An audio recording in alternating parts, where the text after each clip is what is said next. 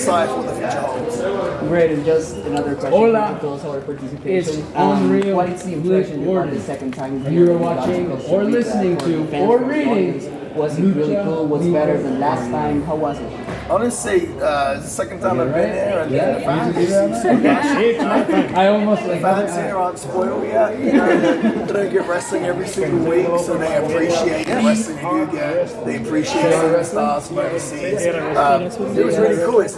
It's crazy to me coming here and seeing so many fans, you know, sporting my T-shirt.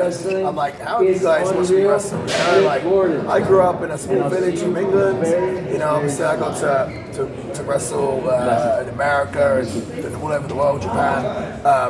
But it's crazy to think that I've got a fan base in Costa Rica. So, you know, just seeing the passion from the fans, you know, they know everything. Like, they know me, they know what I do, they know my moves. It's really cool, man. But the fans here, super awesome. I think, like, RWA did a really fantastic job of putting on a show tonight. Really cool venue. I think they've got something special going on here. You just, you know, sort of keep going and kind of keep building the fan base. Because I think any fan that comes to this show will have a great time, you know. And so, like, tonight was a really good show.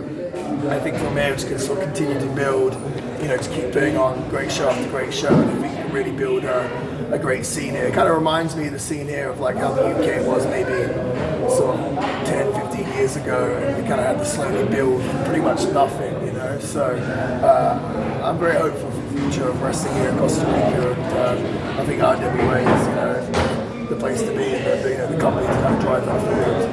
Okay, thank you very much. No problem. Hi, Sebastian Rodriguez from Richelieu Online and Action Wrestling. Marty, this is the second time that you're here in Costa Rica. I want to know if there's a difference that you noticed from the first time that you get here and today. There was like progress in pro wrestling, or you see a new talent. I know you met some friends, and well, let me know. Nice shirt, by the way. Oh yeah, thank you. Mary just gave me that. Yeah, honestly, last time I was here was 2017. Again, there, like, the fans super duper passionate, super small buildings. It's different for that because, you know, obviously a bigger building. I just think, you know, looking at the talent, there's definitely an improvement. I think the more shows that are around here, the more, like I said just a minute ago, when the UK scene was building, I know what helped me get much better was these different imports coming in, like wrestlers from America, wrestlers from Japan coming in, and I would get to wrestle them, and that would, you know, that helped me get better and better and better. So I think that will, you know, that can be something that can be done with the talent here. The more they work with more experienced wrestlers, more wrestlers that have been around the world, they'll gain that more experience. And yeah, I mean, the wrestlers here are very hungry. They've got a lot of passion, just like the fans.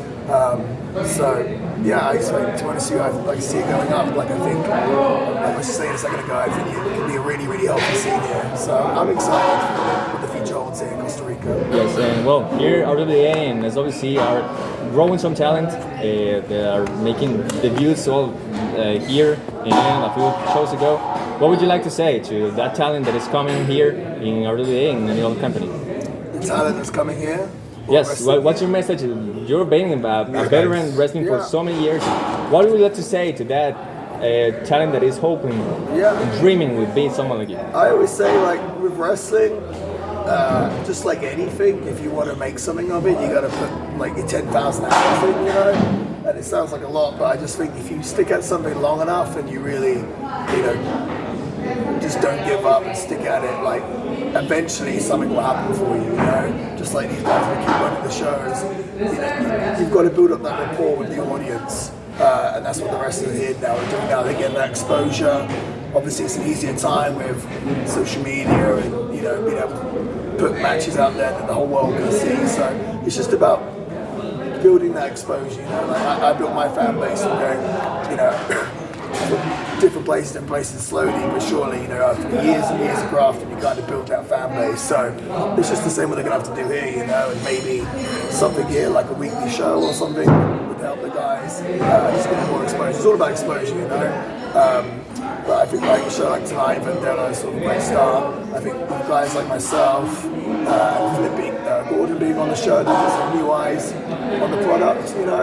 So I think that helps a lot, helps the other guys get seen. So yeah, I think with the guys just stick at it and keep trying to come out there and try to film killer shows. And if they stay at it long enough and hard enough, like I think something big can happen for them, for sure.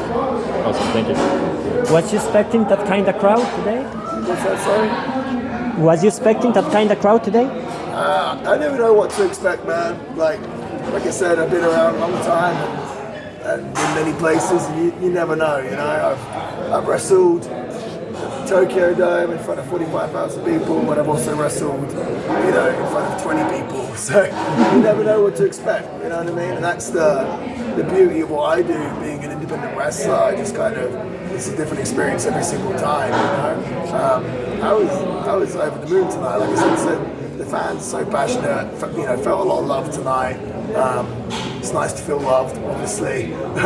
So I can never take that for granted either. And I told the fans after the show, I thanked them, and it wasn't just like a wrestling promo. Like I meant that. I wanted to thank them for coming out and support, because I know, especially right now, it's difficult, with the inflation and everything else. It's everything's so expensive. So for them to spend their money on this, which they don't need, I really do appreciate it. And them coming out to see me allows me to fulfill my dream, which is professional wrestling. So I'm glad I can share my passion with the audience. You've been here like 5 years ago. You think that Costa Rican wrestling is progressing?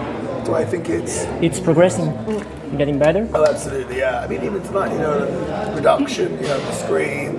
I came out and there was fire going off, I wasn't expecting that.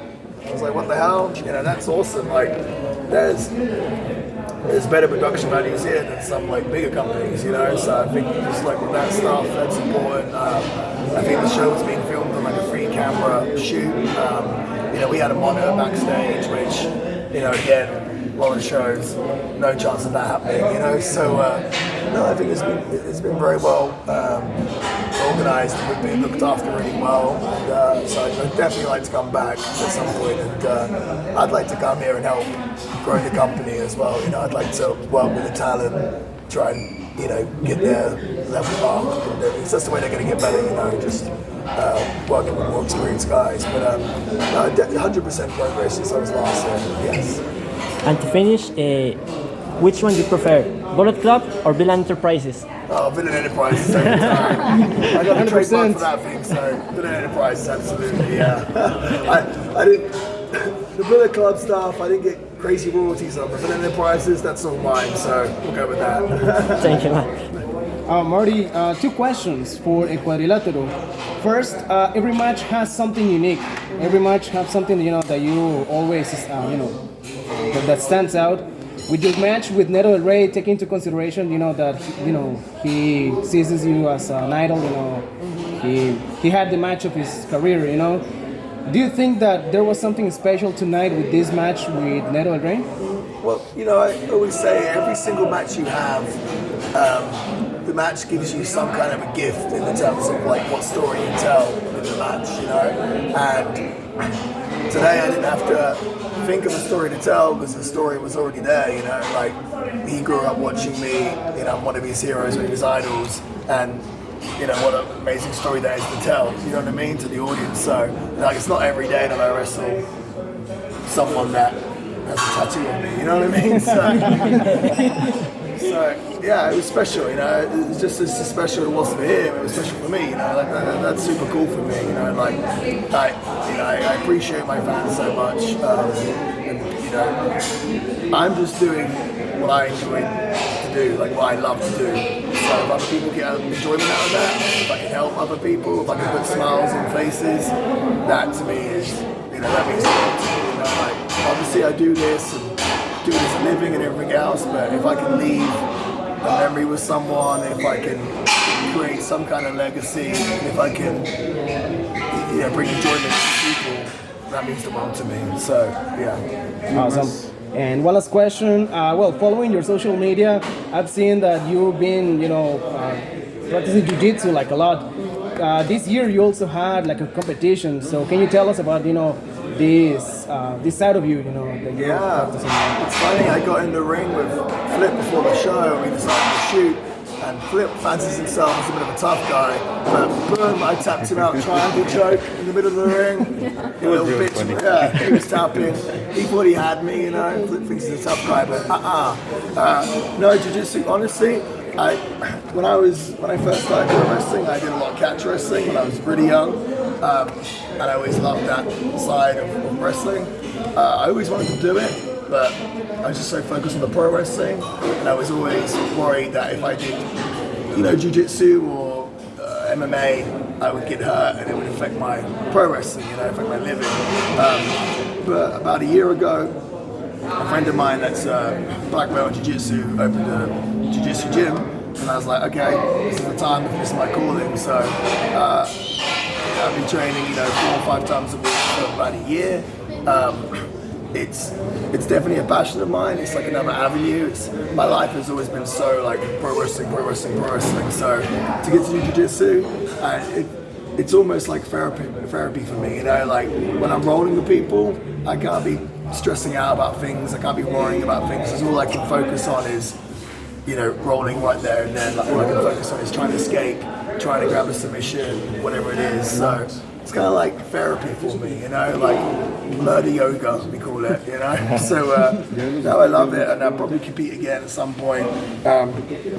Right now, I'm just ready for Christmas, man. Like, this is my last match for the year. I've got a convention next week, and then I'm done for the year, you know. So I'm ready just to enjoy Christmas and get fat for Christmas, you know. But no, I love jiu-jitsu, man. It's definitely helped I think it's helped in my wrestling as well, you know. Bring that kind of legitimacy to the ring, show a different side of the villain, because you've always got to evolve in this business. You've always got to, you know, you can never stay doing the same thing for too long. So I love jiu-jitsu, and shout out to Daniel Gracie, Orange County, where I train, Professor David, awesome coach. So yeah. Awesome. Well, thank you very much, Marty. Appreciate Thank you guys, appreciate it. Thank you, buddy. Thank you, bro. Thank you, guys.